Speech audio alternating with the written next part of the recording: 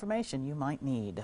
Well, a health center in Kenosha could become the focus of a federal investigation. Local aldermen say leaders of that center have refused to answer their questions. Our Casey Geraldo went to talk to them and a family who says the center needs to be investigated. It's a story that is new at 10.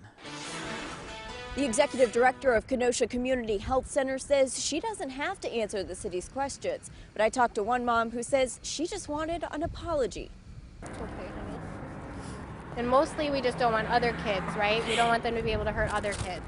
This is what London Gregory's mom says her lip looked like after going to Kenosha Community Health Center in 2015 for a cavity filling. Her family doctor diagnosed it as a burn. When I lit my tongue, it hurted really bad and it stinged. It's an example of stories people have shared with Kenosha aldermen. I've gotten more calls from people all across the city on this. Alderman David Bogdala is leading the charge to start a federal investigation. His concerns started when KCHC was awarded a grant by the city to expand while laying people off.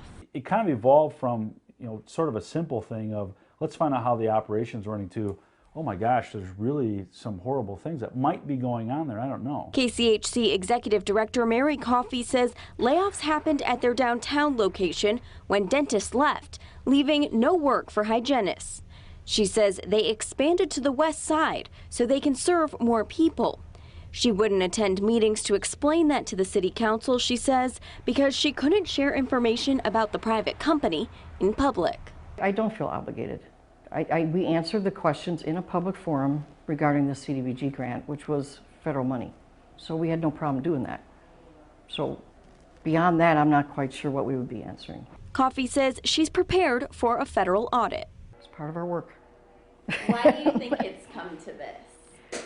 Why has it come to this? I have no idea, because like you and I are having a nice conversation, we could do the same. In Kenosha, Casey Geraldo, today's TMJ4.